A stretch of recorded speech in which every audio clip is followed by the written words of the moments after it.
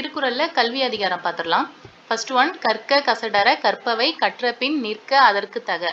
நூல்களை நம்ம குற்றம் இல்லாம லேர்ன் பண்ணணும். அதுக்கப்புறம் லேர்ன் பண்ணபடி லைஃப்ல ஃபாலோ பண்ணணும்.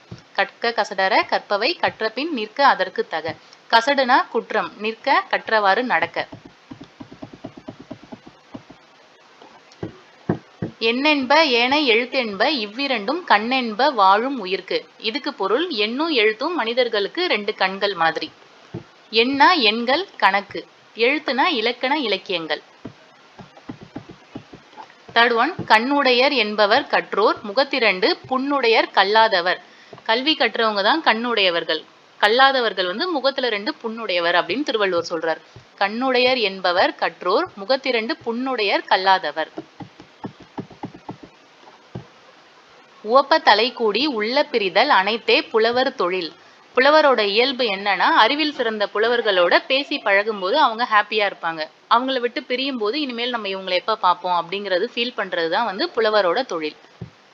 உவப்ப மகிழ, தலை கூடிக்கு பொருள் ஒன்று சேர்ந்து. உடையார் முன் இல்லார் போல் ஏகற்றும் கற்றார் கடையரே கல்லாதவர். ஒரு பணக்காரங்க கிட்ட ஏழை போயிட்டு உதவி கேட்குறாங்கன்னா அவங்க முன்னாடி எப்படி அவங்க பணிஞ்சு கேட்பாங்களோ அதே மாதிரி கற்றவங்க முன்னாடி கல்லாதவங்க போய் தாழ்ந்து பணிஞ்சு அவங்க கிட்ட கத்துக்கணும் அப்படின்னு சொல்றாங்க. உடையாருக்கு பொருள் செல்வர், இல்லார் ஏழை, ஏக்கற்று கவலைப்பட்டு, கடையருக்கு பொருள் தாழ்ந்தவர். நெக்ஸ்ட் ஒன், தொட்டனை தூரும் மணற்கேணி மாந்தர்க்கு கற்றனை தூரும் அறிவு. மணற்பாங்கான இடத்துல நம்ம தோண்ட தோண்ட தண்ணியோட அளவு சுரந்துகிட்டே இருக்கும். அதே மாதிரியே நம்ம நூல்களை கற்க கற்க நம்மளோட அறிவு ஆட்டோமேட்டிக்கா வளரும். இதுல போலங்கிற ஓம உருபு மறைஞ்சு வந்திருக்கிறதுனால இந்த திருக்குறள் எடுத்துக்காட்டு ஓமையணி இருக்கு. இதுல தொட்டனைத்துக்கு பொருள் தோண்டும் அளவு, மாந்தர்னா மக்கள்.